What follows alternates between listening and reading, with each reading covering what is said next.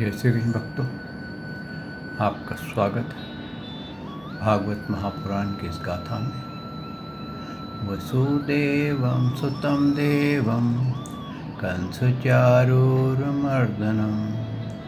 देवकी परमानंदं श्री कृष्ण वंदे जगद्गुरु।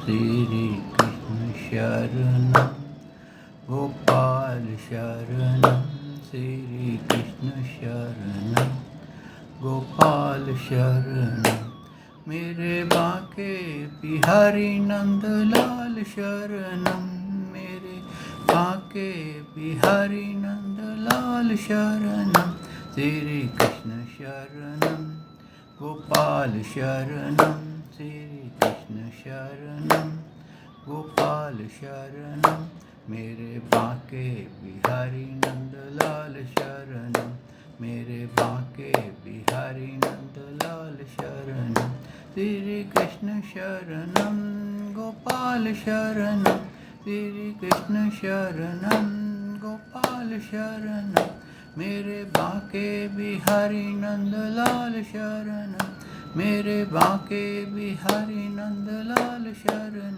श्री कृष्ण शरणं गोपाल शरणं श्री कृष्ण शरणं गोपाल शरणं मेरे बांके बिहारी नंदलाल शरणं।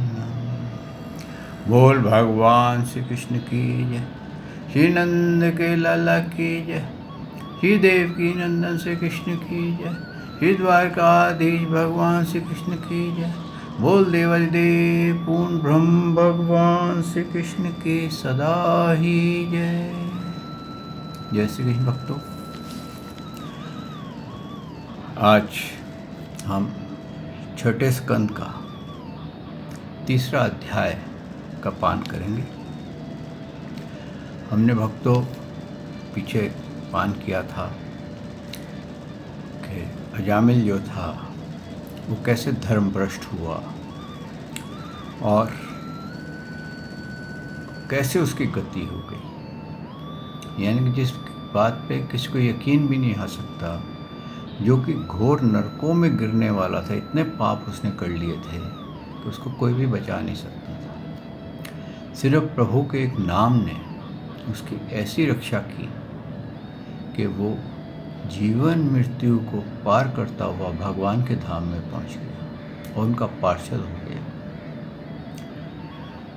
कहने का तात्पर्य यह है भक्तों, ये तभी होता है जब हम भगवान श्री कृष्ण सिर्फ एक निष्ठ होकर के भगवान श्री कृष्ण के चरणों में चले जाएं।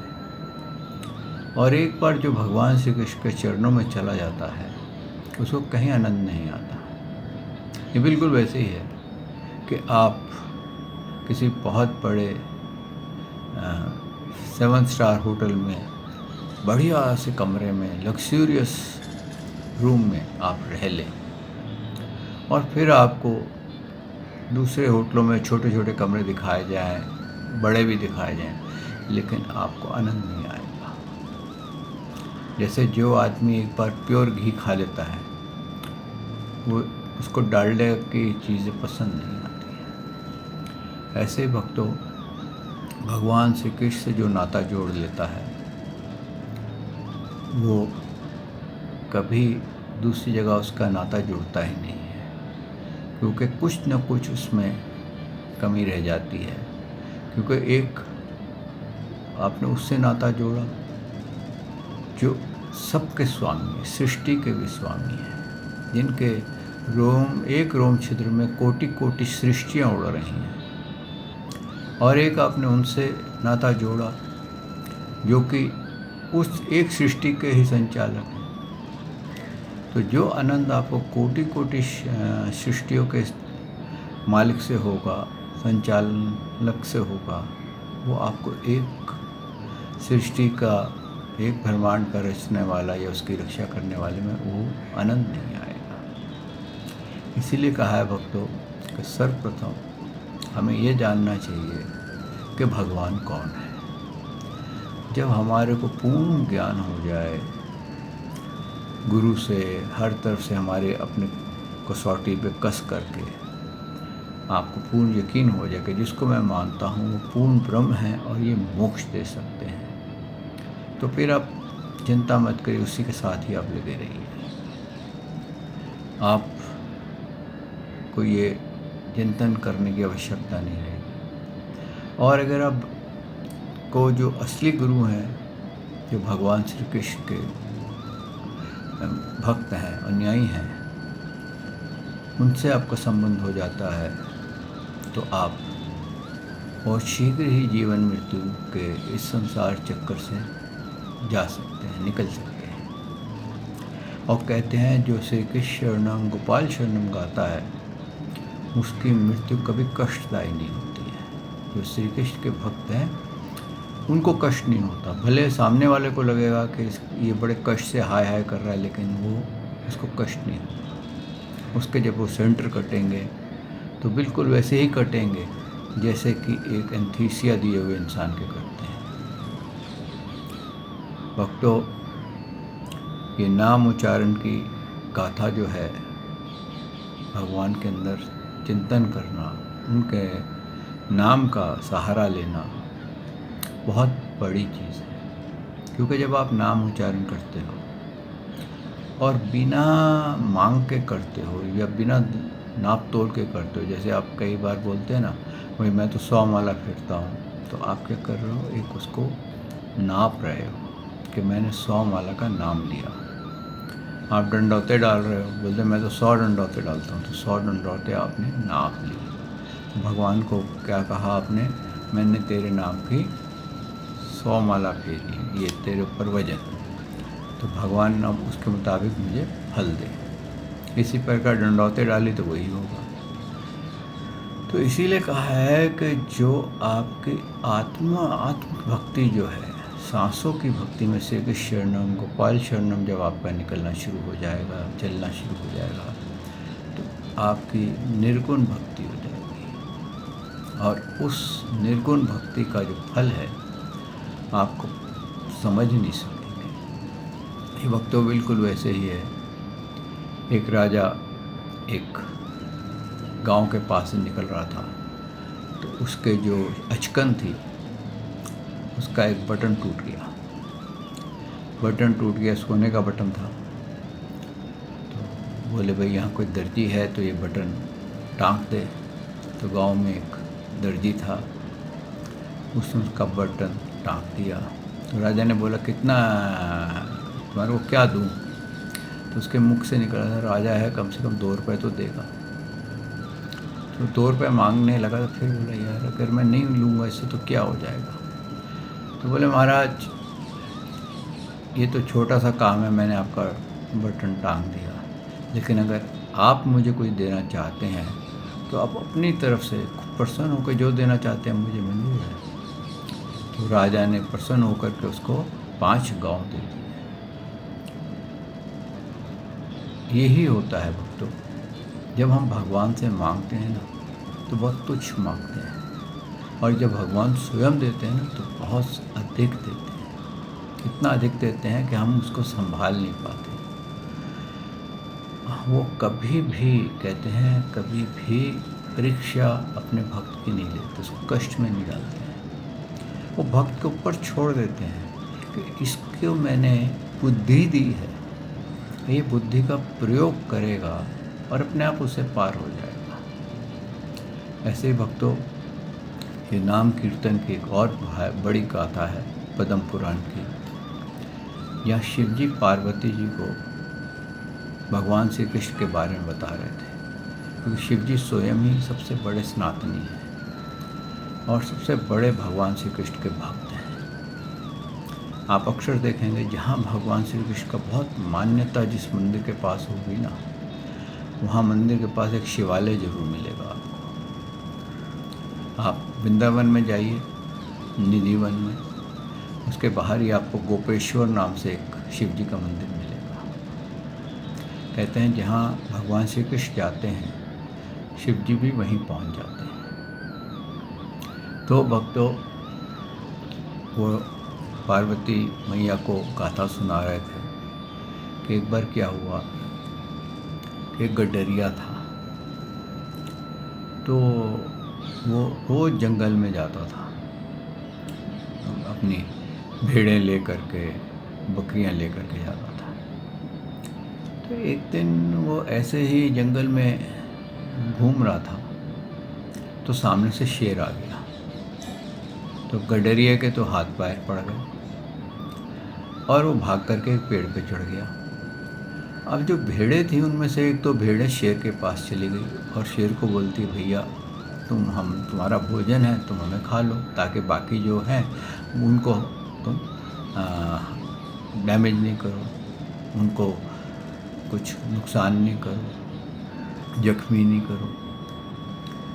तो शेर कहता, नहीं नहीं, आज मेरा भी मन यहाँ पर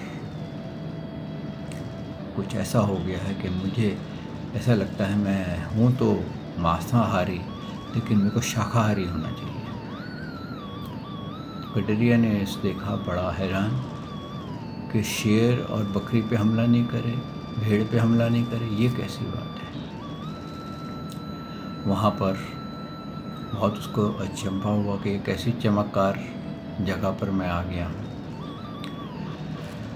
बोले क्या करना चाहिए, पूछा इधर उधर से, भाई यहाँ ऐसा क्या है कि अहिंसक जानवर भी उनमें हिंसा ख़त्म हो जाती है, उनके अंदर नॉन वेजिटेरियन का जो लस्ट है वो समाप्त हो जाती है।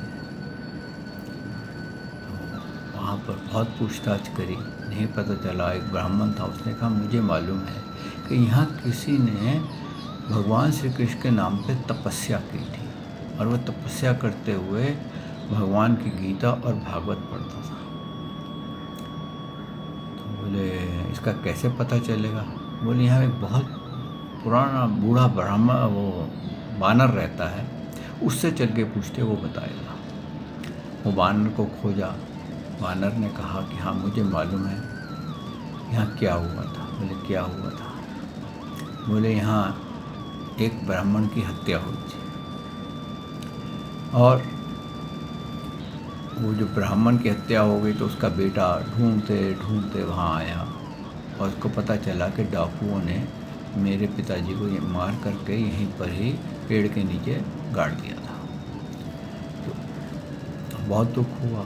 फिर वो अपने गुरु के पास गया कि पिताजी की तो ऐसे हत्या हो गई है, तो पिताजी को तो मोक्ष नहीं मिलेगा, तो मैं क्या कर सकता हूँ। तो उन्होंने कहा कि तू वहाँ पेड़ के पास चला जा जहाँ उसको गाड़ा है, तेरे को पता चल जाएगा, और वहाँ बैठ कर के तू गीता और भागवत का पाठ कर और सांसों की माला फेर, श्री कृष्ण शरणम गोपाल शरणम गाता रहे। गाने लग गया। तो क्या देखता है कि एक दिन वो जो गाता था ना, अपने पिताजी को अर्पण कर देता था उनके नाम से, ये आज जो मैंने पाठ किया है ये मैं आपको अर्पण करता हूँ। ऐसे करते करते जब उसने गीता का 18वें अध्याय का पाठ करके जब उनको अर्पण किया, तो पिताजी की आत्मा उस मट्टी में से निकल आई और निकलने के साथ ही क्या देखता है कि वो भगवान के पार्षदों के साथ उनके विमान में बैठ गई और उसने वहाँ विमान पे चढ़े चढ़े कहा कि बेटे मैं तो कभी बाहर नहीं निकल सकता था इस घोर नरकों से, इस मट्टी में ही दबा रहता और प्रेत योनि मुझे प्राप्त हो गई थी, पर तूने ये जो भागवत और गीता का पाठ करके और श्री कृष्ण शरणम गोपाल शरणम गा करके मुझे अर्पण किया है, उससे मेरे सारे पाप नष्ट हो गए हैं और मेरा उद्धार हो गया है। तो उसने कहा पिताजी आप किसी और का भी उद्धार करने के लिए चाहते तो मैं उसके लिए पाठ कर देता हूँ। तो उसने कहा कि हाँ, जो हमारा परिवार है, तेरी माता है, तेरे भाई बहन है, उनके लिए भी कर दे। उसने उनके नाम से भी पाठ करना आरम्भ कर दिया और सभी देखते देखते फिर उसने गाँव के लिए करना शुरू कर दिया। इस तरह से देखते देखते सभी भगवान के धाम चले गए।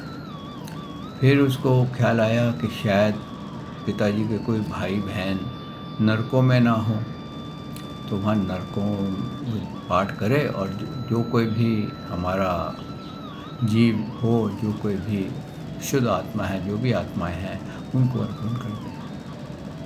हल्के हल्के नौबत ये आ गई कि नर्क से सारे जीव निकल गए। सारे जीव निकल गए तो यमराज जी जो थे वो बोलने लगे कि अब क्या करें, यहाँ तो कोई है ही नहीं, सब के पाप समाप्त हो गए, मेरे बिना दंड दिए ही इन्होंने भोग लिया।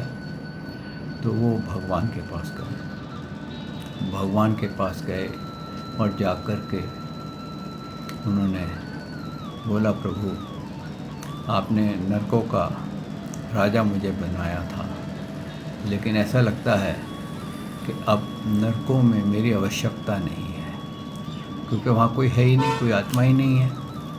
बोले फिर क्या करना है? कि मैं चाहता हूँ कि अब नरकों को ताला लगाएं, तो सब आपके धाम में आ रहे हैं। भगवान ने कहा घबराओ नहीं, जो मेरा नाम से पाठ कर रहा था ना, उसकी कल मृत्यु हो गई और वो मेरे धाम में आ रहा है। अब नीचे कोई पाठ नहीं करेगा, कोई गीता नहीं पढ़ेगा, कोई भागवत नहीं पढ़ेगा भी तो समझेगा नहीं, और होगा क्या कि तुम्हारा नर्क फिर भरे का भरा ही हो जाएगा, इतना भर जाएगा कि तुम नहीं संभाल सकोगे। तो भक्तों, कहने का तात्पर्य ये है, जबकि आप गौर से सुना हो तो जिस इंसान ने माया के चक्कर में इतने पाप किए थे, उसके बेटे ने भी भगवान श्री कृष्ण की भक्ति करते हुए उनका नाम उसको अर्पण किया, तो उसके भी गति हो गई। और उसी की नहीं हुई, पूरे गांव के गांव उसकी गति करा दी। और इसके साथ ही जो नरकों में पहुंच गए थे वो भी वहाँ से छूट गए। तो भक्तों, ये है भगवान श्री कृष्ण के नाम का प्रभाव। इसीलिए कहते हैं कि जब भी जाप करो तो उसका नाम जाप करो जो सर्वश्रेष्ठ हो। खाली समय बर्बाद करने में मत करो। ऐसे ही वृंदावन की एक सत्य गाथा है। उड़ी बाबा नाम से एक संत थे, मतलब भिखारी थे, भिक्षुक थे, और वो एक्चुअली उड़ीसा के रहने वाले थे। और वो पहले काशी गए, वहाँ काशी में महादेव जी की बहुत बड़ी पूजा की, और वहाँ पूजा करने के बाद उनको सिद्धि मिली कि मैं सबके मन की बात जान जाऊँ, ये उनकी इच्छा थी। अब इतने सालों की तपस्या करके ये सिद्धि प्राप्त कर ली, वृंदावन आ गए, भगवान का नाम लें, जो भी आए उसके मन की बात बता दें कि तू इसलिए आया, तेरे को ये कष्ट है, ऐसे ठीक हो जाएगा। उसके नाम से बहुत लोग आने लग गए, बहुत भंडारे चलने लग गए। फिर उसमें कुछ ऐसे भी आ गए जो कि उसको देख करके बोले पता नहीं पागल सा लग रहा है, कुछ ठीक होगा या नहीं होगा, कहीं हमारे को लूटने के लिए तो नहीं बैठा। तो उस मन की बात वो समझ लेता था। बड़ा दुखी हुआ, सब कुछ छोड़ छाड़ करके फिर शिव जी के स्थान पे पहुंच गया काशी में, और वहाँ जा कर के फिर तपस्या की। और वहाँ जा कर के जब शिव जी प्रकट हुए, बोले भैया तुम क्या मांगना चाहते हो? बोले जी, जो आपने मुझे वरदान दिया ना कि मेरे मन में, जिसके मैं मन की बात को जान जाऊँ, उसको निकाल दीजिए। बोले क्यों, तूने तो इतनी मेहनत की? है नहीं, इससे क्या हो गया कि जो मेरे को बुरा सोचता उसका भी पता चल जाता है, और मैं उसके साथ अंदर से क्रोधित हो जाता हूँ, और मैं श्री कृष्ण शरणम गोपाल शरणम भूल जाता हूँ। एक्चुअली तो मैं भगवान का नाम इसलिए ले रहा हूँ, वृंदावन धाम में इसलिए रह रहा हूँ ताकि मुझे मोक्ष प्राप्त हो जाए, लेकिन यहाँ तो मोक्ष का कोई चांस ही नहीं है। तो इतना मेरा दिमाग खराब हो गया है कि मेरा तो मारपीट करने को दिल करता है। तो उसने शिव जी की सिद्धि वापस कर दी, और भगवान श्री कृष्ण का आकर के वृंदावन धाम में उसने नाम लिया, और कहते हैं और वहीं पर ही उन्होंने प्राण त्यागे और मोक्ष की प्राप्ति की। कहने का तात्पर्य यह है भक्तों, जब हम छोटी छोटी चीज़ों के लिए भक्ति करते हैं कि भाई मेरा ये कार्य नहीं हो रहा, ये कार्य हो जाए, मुझे इस चीज़ की प्राप्ति हो जाए, उस चीज़ की प्राप्ति हो जाए, तो भक्तों वो कई बार जो जीवन का समय होता है ना, वो आपका बर्बाद हो जाता है, क्योंकि वो जो छोटी चीज़ आपने प्राप्त करी है वो आपके पास रहने वाली नहीं है, कहीं ना कहीं आपको वो नुकसान देगी। क्यों ना वही समय को जो आपने छोटी छोटी सिद्धियों के लिए समय निकाला था, वही समय को भगवान श्री कृष्ण में लगा दो। कम से कम हमारे किए हुए पाप कर्म धुल तो जाएंगे। अगर हम मोक्ष नहीं भी पाएंगे तो उच्च कोटि की योनि में जाएंगे, मतलब किसी रईस के घर में पैदा होंगे, किसी भक्त के घर में पैदा होंगे, नहीं तो स्वर्ग में जा कर के आ जाएंगे, कहीं उच्च जगह जाएंगे। तो इसीलिए भक्तों यहाँ पर आज ये तृतीय अध्याय हम आरंभ करते हैं श्रीमद् भागवत महापुराण का। सच्चिदानंद रूपाय विश्वोत्पत्ते आदि हेतवे तापत्रय विनाशाय श्री कृष्णाय वयं नमो नमः। श्री कृष्णाय वयं नमो नमः।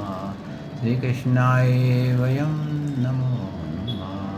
श्री कृष्णाय वयं नमो नमः। बोल भगवान श्री कृष्ण की जय।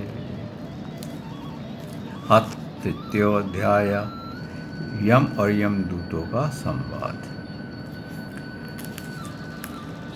राजा परीक्षित ने पूछा, भगवान देवादिदेव धर्मराज के वश में सारे जीव हैं और भगवान के पार्षदों ने उनकी आज्ञा भंग कर दी थी तथा उनके दूतों ने अपमानित कर दिया था। जब उनके दूतों ने यमपुरी में जाकर के उनसे अजामिल का वृत्तांत कह सुनाया, तब सब कुछ सुनकर उन्होंने अपने दूतों से क्या कहा। ऋषिवर, मैंने पहले ये बात कभी नहीं सुनी कि किसी ने किसी भी कारण धर्मराज शासन का उल्लंघन किया हो। भगवान, इस विषय में आप लोग बहुत संदेह करेंगे और उसका निवारण करने के अतिरिक्त दूसरा कोई नहीं कर सकता, ऐसा मेरा निश्चय है। हम देखिए यहाँ पर जो संवाद हुआ, जानना चाहते थे कि आज तक कभी ऐसा नहीं हुआ, कैसा उन्होंने सुना भी नहीं था कि यमदूत लेने आए हों और उनको पार्षदों ने छुड़ा दिया हो। ऐसा कभी उन्होंने सुना भी नहीं था। आगे सुखदेव जी कहते हैं, परीक्षित, जब भगवान के पार्षद यमदूतों का प्रयत्न विफल कर दिया, तब उन लोगों ने संयमीपुरी में स्वामी एवं अपने शासक यमराज के पास जाकर निवेदन किया। दूतों ने कहा, प्रभु, संसार के जीव 3 प्रकार के कर्म करते हैं, पाप, पुण्य अथवा दोनों से मिश्रित। इन जीवों को उन कर्मों का फल देने वाला शासक संसार में कितने हैं? यानी कि ऐसा कौन से हैं जिसको कि आपकी अदालत ने तो उसको नर्क दिए थे, ये कौन सी अदालत है जिसने उसको मोक्ष दे दिया? अब ये तो उनको नहीं पता था कि ये तो देवों के देव की अदालत थी। यदि संसार में दंड देने वाले बहुत से शासक हों तो किसे सुख मिले और किसे दुख, इसकी व्यवस्था एक सी ना हो सकेगी। संसार में कर्म करने वालों के अनेक होने का कारण यदि उनके शासक भी अनेक हों तो उस शासकों का शासन पना नाम मात्र का ही होगा। जैसे एक सम्राट के अधीन बहुत से नाम मात्र के समान होते हैं। इसलिए हम तो ऐसा समझते हैं कि केवल आप ही समस्त प्राणियों और उनके स्वामियों के भी अधीश्वर हैं। आप ही मनुष्यों के पाप और पुण्य का निर्णायक दंडदाता और शासक हैं। प्रभु, अब तक संसार में कहीं भी आपके द्वारा नियत किए हुए दंड की अवहेलना नहीं हुई है, किंतु इस समय 4 अद्भुत सिद्धों ने आपका आज्ञा का उल्लंघन कर दिया है। प्रभु, आपकी आज्ञा से हम लोग एक पापी यातना गृह की ओर ले जा रहे थे, परंतु उन्होंने बलपूर्वक आपके फंदे काटे, उसे छुड़ा दिया।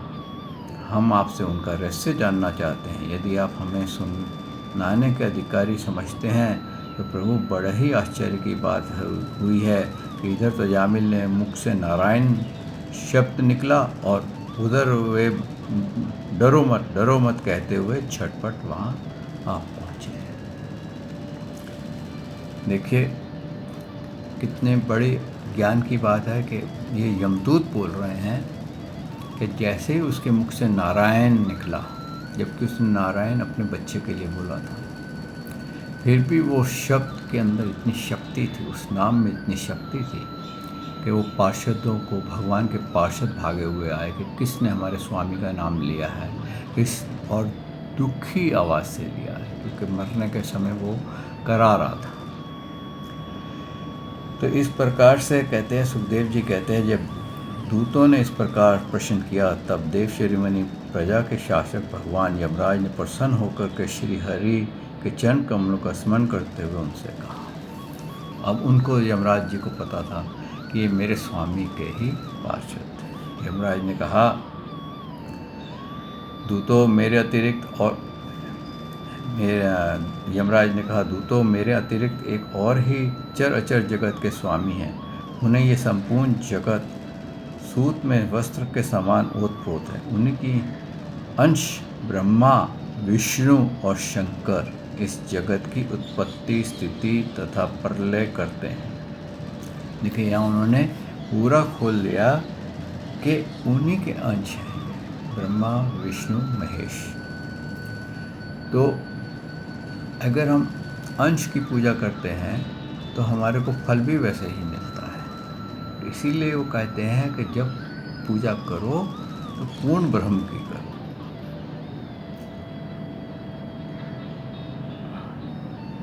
और आगे कहते हैं, और यही अपना उत्पत्ति, स्थिति तथा प्रलय करते हैं। उन्होंने ही सारे जगत को नथा हुआ है, बैल के सामने समान अपने अधीन कर रखा है। मेरे प्यारे यमदूतों, जैसे किसान अपने बैलों को पहले छोटी छोटी रस्सियों में बांधकर फिर उन रस्सियों को एक बड़ी आड़ी रस्सी में बांध देता है, वैसे ही जगदीश्वर भगवान ने भी ब्रह्मा आदि वर्ण और ब्रह्मचार्य आदि आश्रमों को छोटी छोटी नाम की रस्सियों में बांधकर फिर सब नामों को वेदवाणी रूप बड़ी रस्सी में बांध रखा है। इस प्रकार सारे जीव नाम एवं कर्म रूप बंधन से बंधे हुए हैं। भयभीत होकर उन्हें भी अपना सर्वस्व भेंट करते रहते हैं। मैं इंद्र, निरति, वरुण, चंद्रमा, अग्नि, शंकर, वायु, सूर्य, ब्रह्मा, 12 आदित्य, विश्व देवता, 8 वसु, साध्य, 49 मूर्धन, सिद्ध, 11 रुद्र, रजो गुण एवं तमोगुणों से रहित भृगु आदि प्रजापति और बड़े बड़े देवता सबके सब प्रधान होने पर भी उनकी माया के अधीन हैं तथा भगवान कब क्या और किस रूप में करना चाहते हैं, इस बात को कोई नहीं जानता। आगे यमराज जी बोलते हैं, भगवान के द्वारा निर्मित भागवत धर्म परम शुद्ध है और अत्यंत गोपनीय है। उसे जानना बहुत कठिन है। जो उसे जान लेता है तो भागवत स्वरूप को प्राप्त हो जाता है। भागवत धर्म का रहस्य हम 12 व्यक्ति ही जानते हैं। देखिए ये भागवत का, वेदों का रहस्य बता रहे कौन कौन इसके अधिकारी हैं जो इनका पूरा रहस्य जानते हैं। ब्रह्मा जी, देव ऋषि नारद, भगवान शंकर, सनत कुमार, कपिल देव, स्वयंभू मनु, प्रहलाद, जनक, भीष्म पितामह, बलि, सुखदेव जी और मैं धर्मराज। इस जगत में जीवों के लिए बस यही सबसे बड़ा कर्तव्य परम धर्म है कि वह नाम, कीर्तन आदि उपायों से भगवान के चरणों में भक्ति भाव प्राप्त करे। प्रिय दूतों, भगवान के नाम उच्चारण की महिमा तो देखो। अजामिल ने जैसा पापी भी एक बार नाम उच्चारण करने से मृत्यु पाश से छुटकारा पा जाता है। भगवान के गुण और लीला भली भांति कीर्तन मनुष्य के पापों का सर्वथा विनाश कर देते हैं। यह कोई उनका बहुत बड़ा फल नहीं है, क्योंकि उनका अत्यंत पापी अजामिल ने मरने के समय चंचल चित्त से अपने पुत्र का नाम नारायण उच्चारण किया था। इन नारायण नाम आभास मात्र से ही सारे पाप तो क्षीण हो गए, मुक्ति भी प्राप्ति हो गई। बड़े बड़े विद्वानों को बुद्धि और भगवान की माया से मोहित हो जाते हैं। वे कर्मों के मीठे मीठे फलों का वर्णन करने वाली अर्थवाद रूपनी वेदवाणी ही में मोहित हो जाते हैं और यज्ञ आदि के बड़े बड़े कर्मों में ही संलग्न रहते हैं तथा इस अति सुगम भगवत नाम की महिमा को नहीं जानते। यह कितने खेद की बात है। देखिए यहाँ पर यमराज जी ने पूरा भेद खोल दिया कि सब कर्मकांड में ही ज़्यादा अट्रैक्शन होती है, लेकिन कोई भी इस भेद को नहीं जानता है कि भगवान का नाम उच्चारण करने से, उनकी लीलाएं सुनने से पाप धुल जाते हैं। आइए भक्तों, यहाँ वाणी को विश्राम देते हैं। कल प्रभु ने चाहा तो मैं आपकी सेवा में फिर हाजिर होऊंगा। श्री कृष्ण शरणम गोपाल शरणम, श्री कृष्ण शरणम गोपाल शरणम, मेरे बाके बिहारी नंदलाल शरणम, मेरे बाके बिहारी नंदलाल शरणम, श्री कृष्ण शरणम गोपाल शरणम, कृष्ण शरणम गोपाल शरणम, मेरे बाके बिहारी नंदलाल शरण। बोल भगवान श्री कृष्ण की जय, श्री नंद के लाला की जय, श्री देव की नंदन श्री कृष्ण की जय, श्री द्वारकाधीश भगवान श्री कृष्ण की जय। बोल देवाधिदेव पूर्ण ब्रह्म भगवान श्री कृष्ण की सदा ही जय। जय श्री कृष्ण भक्तों।